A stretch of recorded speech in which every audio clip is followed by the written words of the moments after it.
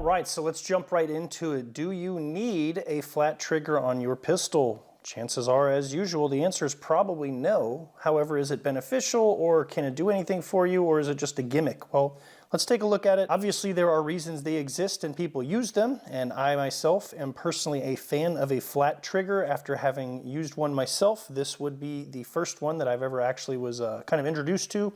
This is a Salient Arms Generation 3 Glock 19.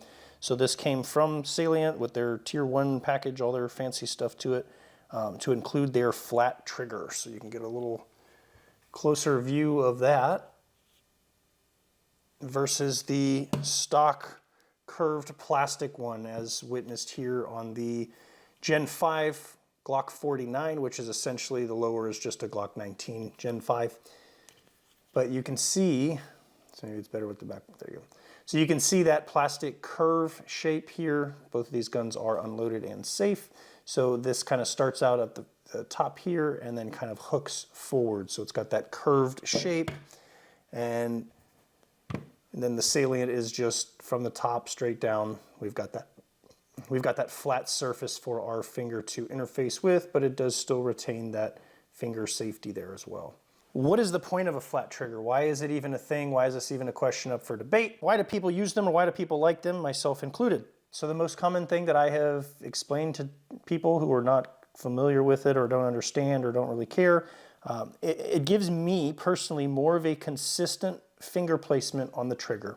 So again, this is a curved trigger here. If I'm in a hurry and I grab my gun and I pull out of the holster and I put my finger on the trigger up here, or I put my finger on the trigger in the middle, or I put my finger on the trigger all the way at the bottom, I'm actually interfacing with a different part of the trigger every time I touch it, because up here, my finger is closer to the rear of the weapon. Out here, my finger is closer towards the front of the weapon. So it is not the same every time I put my finger on there. And yes, I understand that's one of the fundamentals, is that consistent grip and finger placement and trigger pull. So if I can give myself some sort of an advantage on the consistency side of things, why would I not choose the one that is consistently the same? So no matter what, regardless if I'm putting the finger pad or the first knuckle of my finger, wherever, and I'm placing it on the trigger, if I'm doing that with a flat trigger shoe, if I put my finger here, it's in the same place as if I put it here. And I still have that straight, even press to the rear when I'm squeezing the trigger. So again, maybe it is just all mental. Maybe depending on the manufacturer, the angle of the flatness there is going to be pointing in such a way that when you put your finger, it defeats the purpose of the argument that I just made. That's quite possible. It's not a 1911 or a 2011 trigger where it is literally one solid flat piece of metal that just gets squeezed straight to the rear. This does attach at the top, and it does have to pivot in essence in order to actually be depressed to the rear and fire. Maybe it just looks cool, but I definitely like it a lot better. I also am more of a fan of the aluminum or metal trigger than the kind of flimsy, cheap plastic. I'm not a huge fan. I don't entirely hate the stock Glock trigger. It's obviously not a competition, perfect, absolutely smoothed out device. But if this is a carry gun, that's not what I'm looking. I'm not looking for a 2.5 pound trigger pull weight where I breathe on it and it goes off. So the one part that I want to change is the part where my finger actually interfaces with the gun. So this is not changing any of the stock internals, no springs, no trigger connectors, no nothing. All this is just replacing a trigger shoe. Again, the part where your finger touches the weapon in order to tell it what to do and when to fire. So again, I personally am a fan of the flat trigger. I know many other people are. Many people that aren't have not actually tried one, and they tend to argue with me about it. And when I ask them which guns they have them on or have used them on, they can't answer that question because they don't know, and they're just relying on information they were told by other people. So I am just sharing my experiences with you, and that is my reason that I like them. And again, that is the reason why they exist, because if they didn't have a use or a market for them, people wouldn't sell them and people wouldn't buy them. So what we are going to do today, we're going to continue to throw stuff on this Glock 49 here. One of them is going to be a flat trigger shoe. This is the third and final product that I have here by Tyrant CNC. This is just a replacement trigger shoe. So again, all we're going to be doing is replacing this plastic curved portion here on the stock pistol. So the only thing that comes in the package for this is the trigger shoe itself, and as with the magwell, they do provide you with the appropriate sized Allen wrench, so you don't have to hunt in your toolbox for that. And the only reason you need an Allen wrench for this is because the pins that are actually used on this trigger shoe here do require that tool to be used, whereas the stock one here requires a punch, and that may be difficult to see, but there is no hole on the other side either. So basically, if you replace your Glock stock trigger shoe, you are going to demolish it, and it is not going to be usable again. So if you put the new trigger shoe on and you decide you don't like it, there is no going back. So hopefully you have spare parts or the ability to switch to something else in the meantime while you find a replacement for one you do like. But just keep that in mind that you will end up destroying that if you're changing out that trigger shoe. So this particular shoe, and taking a look at it, it is mostly flat. You can see there is a little bit of a bow to it at the end there. I was not actually aware of that until I got a hold of this thing and looked at it, because all the images I had seen of it, it was completely flat.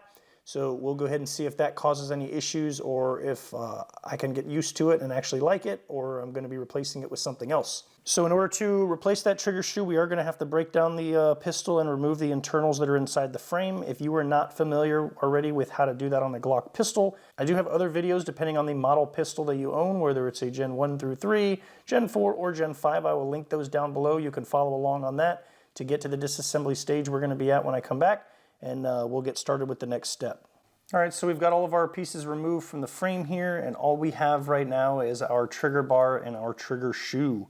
So again, on the right-hand side of the trigger shoe, there is nothing. There is nothing here. This is just flat plastic. On the left-hand side, you can see the pins that are flush mounted in there holding the trigger shoe safety, and then the trigger bar here on this side. So the pin that we are going to be operating with and working on is this top or larger pin. Again, I'm not sure how well that's going to show up for you on the camera, but it is the top one. The bottom one, if you work on that and punch that out, all you're going to do is remove the ability to use that trigger shoe safety, and you're still going to end up having to do this one. So there's multiple ways you can do this. The fact that this is going to be destroyed to begin with, you can just take a drill and drill out this whole backside here and do it that way. You can get some snippers to this thing as long as you don't damage the trigger bar itself going to town a little too hard. Whatever you want to do, get this trigger shoe off of here. So the way that I'm going to do it is I'm going to take my block, a hammer, and my punch.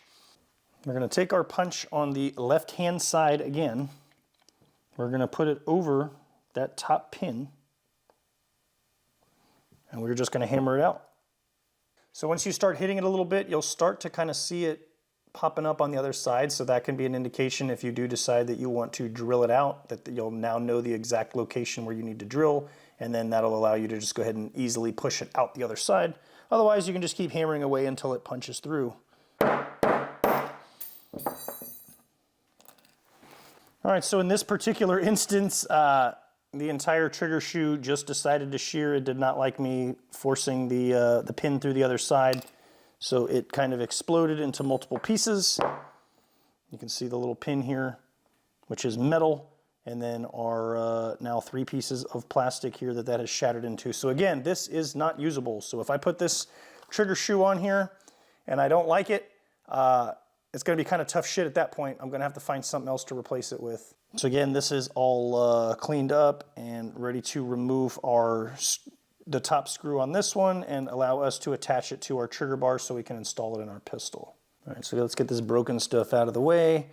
We've got our super teeny tiny Allen wrench that came with our trigger shoe. And again, what we're going to do is we're going to look at this top Allen screw here, and we're going to back that out.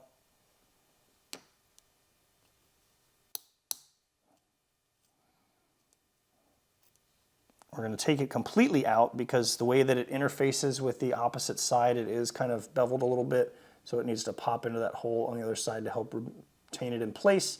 So we need to take it all the way out. It's not something you're going to back out just partially. And then making sure that we install this the correct way. So going just like this, we are going to place it into that hole there, and we are going to have to line it up with where we took that pin out that we unscrewed with the Allen wrench. We're leaving it on here. We're going to push it back through.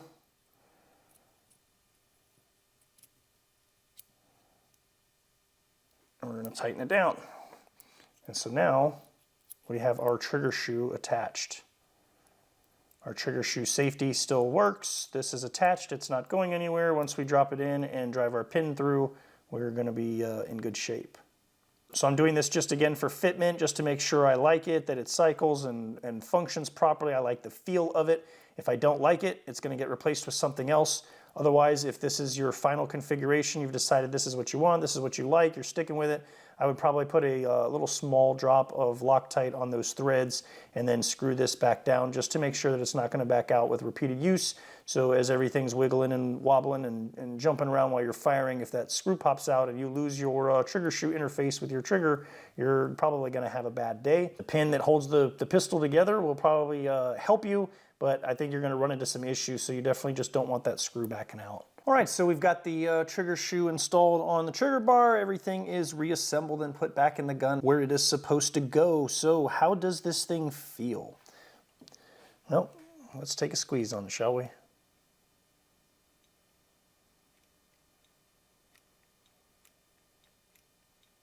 So it is not designed to remove any of the take-up or pre-travel or any of that stuff. It's just designed, again, to change the way your finger interfaces with the trigger itself.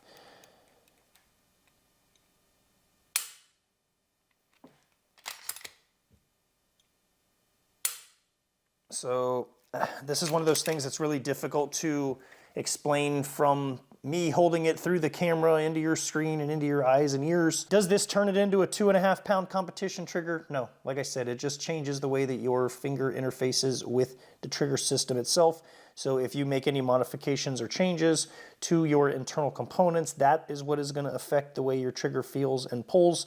This is just going to change the way that it feels here. This is not reducing trigger weight or doing anything significant that this is going to make this a competition-ready Olympic gun. It does feel nice. I will say the only issue that I do have with it is the trigger shoe safety there is a little bit harsher than the now busted plastic one.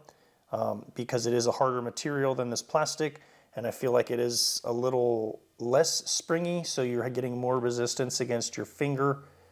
But I think that may actually be a benefit and could be used to ideally get consistent with your finger placement, so you'll know exactly when that thing hits your finger in the same spot every time, that you're in the right place before you squeeze that trigger, whether you're burying your finger in there or you're just using the pad. However your finger and your hand size interfaces with the gun, I think that is kind of a nice feature, because it is going to give me a reference point every time I put my finger on there where it needs to be, so I am consistent. Very simple install. It's a nice product, high quality. Again, the fit and finish on their parts is very nice. So I'm probably not going to end up keeping this magwell, but at least these other two parts by the same company, Tyrant CNC, are at least a winner in my book. We'll play with it a little bit more. We'll decide if I like or dislike it. If it causes any problems or issues with the gun, maybe try it against a couple different other options and see which one I like best. But for now, that's it. That's all we've got. So hopefully you found something in this video somewhat useful. If you have any further questions or anything that I didn't answer or cover in the video, please feel free to leave a comment down below, and I'll be glad to get back to you as soon as I can. And if it's something that's a little bit more advanced than just responding in a text to your question, I'll be glad to do a follow-up video on anything that may arise in that situation. So with that, if you made it this far, thank you very much for watching, and we'll catch you in the next video.